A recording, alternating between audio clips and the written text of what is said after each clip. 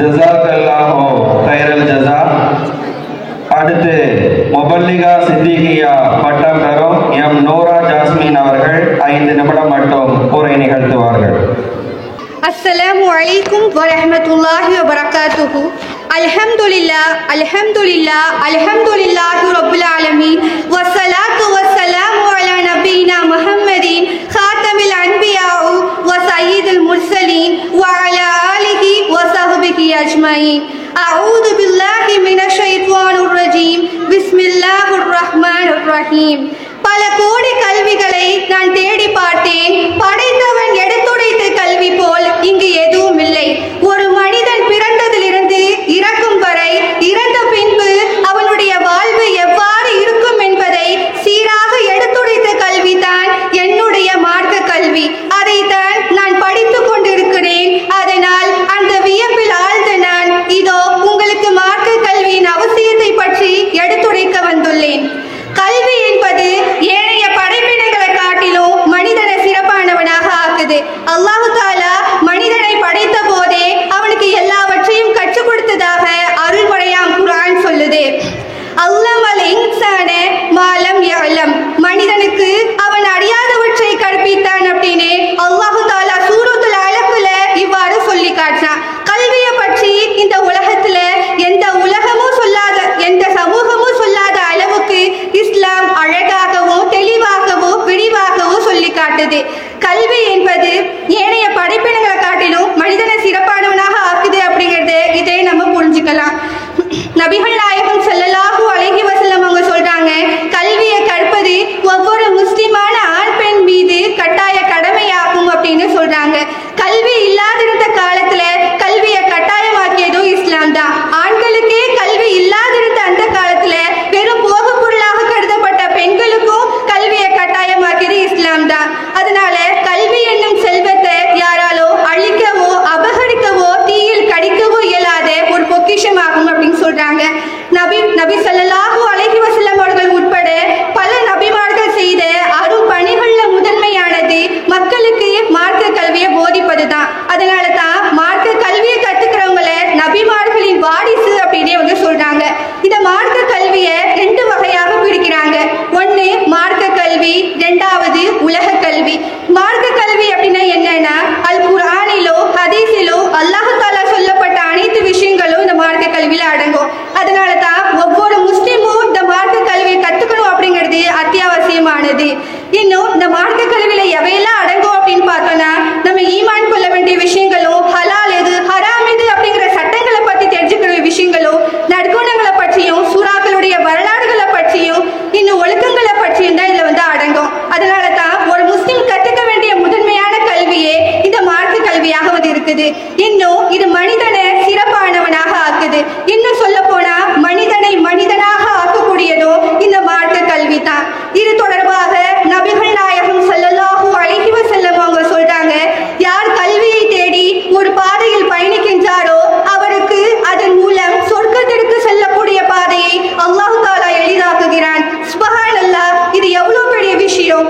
இன்னும் நபிகள் நாயகம் ஸல்லல்லாஹு அலைஹி வஸல்லம் அவங்க சொல்றாங்க, ஒருவர் கல்வியை கற்பதற்காக தன் வீட்டை விட்டு வெளியேறும் போது கபூர்ல உள்ளவர்களும் விண்ணில் உள்ளவர்களும் மலக்குகள் மட்டுமின்றி கடல்ல உள்ள மீன்கள் கூட அவனுக்காக துஆ செய்கின்றன அப்படின்னு சொல்றாங்க. 2வது உலக கல்வி. உலகத்துல உள்ள லாபங்களை மட்டுமே குறிக்கோளாக கொண்டு கற்கப்படும் கல்வி தான் இந்த உலக கல்வி. இதை நம்ம மார்க்கத்திற்கு அடிப்படையில கத்துக்கிட்டோம் அப்படின்னா அதுல எந்த விதமான தவறும் இருக்காது. இன்னும் சொல்ல போனா மார்க்க விஷயங்களை கத்துக்கணும் அப்படின்னா சில இடங்கள்ல உலக கல்வி சில முக்கியத்துவத்தை அளிக்குது அப்படின்னே சொல்லலாம். உதாரணமாக வாரிசு உரிமையை பற்றி, மகர் கொடுப்பதை பற்றி, ஜக்காத் கொடுப்பதை பற்றி நம்ம மார்க்க கல்வியை தெரிஞ்சுக்கணும் அப்படின்னா கணிதம் மிக முக்கியமான ஒரு பங்களிப்பு அளிக்கும். இன்னும் இன்றைய மதரசாக்களுடைய நிலையை பார்த்தோம் அப்படின்னா மக்களை நன்னெறிப்படுத்தி மார்க்க அறிஞர்களாக ஆக்கக்கூடிய மதரசாக்கள்ல கல்வி கற்போருடைய எண்ணிக்கை நாளுக்கு நாள் குறைஞ்சுக்கிட்டே வருது. இதனால அறிஞர் பெருமக்களுக்கு பெரும் மன வருத்தத்தை அளிக்குது அப்படின்னே சொல்லலாம். இந்த நிலை தொடர்ந்துச்சு அப்படின்னா நாளை இஸ்லாமிய சமூகத்தை வழி நடத்தி நன்னெறிப்படுத்திட ஆலிம்கள் இல்லாமலே போயிடுவாங்க. ஆலிம்கள் இல்லை அப்படின்னா பெரும் அபாயத்தையும் அழிவையும் சந்திக்கக்கூடிய நிலைமையை இஸ்லாமிய சமூகம் நாளைக்கு நேர்ந்துடும். மார்க்க கல்வியினுடைய அவசியத்தை அவங்க புரிஞ்சுக்கிறதுனால தான் இது மாதிரி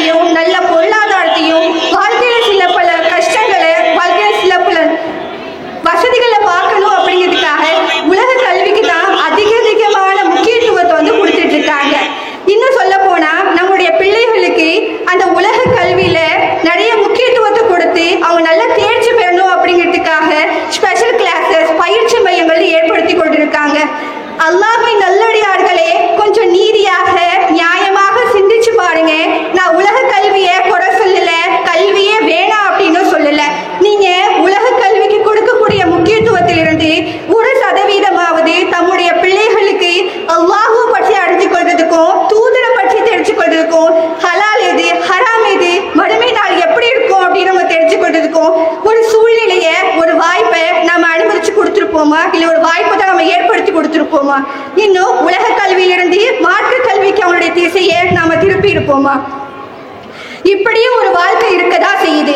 நீ இந்த உலக படிப்புல எவ்வளவு உயர்வானதாக இருந்தாலும் சரி, உன்னுடைய மார்க்கத்தை பற்றி, உன்னுடைய ரப்ப பற்றி, மறுமை நாளை பற்றின அறிவு உனக்கு இல்லை அப்படின்னா இந்த உலகத்துல நீயோ ஒரு மிருகமும் சமந்தான். அதனாலதான் அல்லாஹு தாலா குர்ஆன்ல அறிந்தவர்களும் அறியாதவர்களும் சமமாவார்களா அப்படின்னே கேட்கிறான்.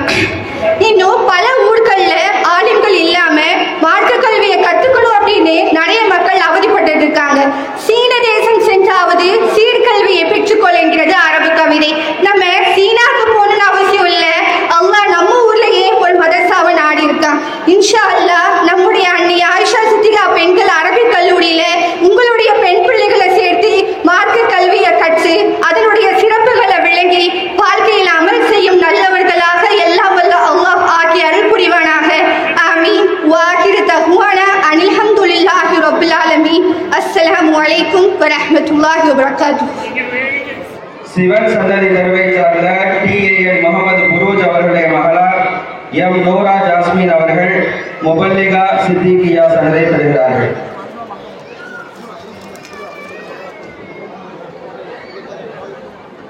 நாரே தக்பீர், நாரே தக்பீர், நாரே தக்பீர்.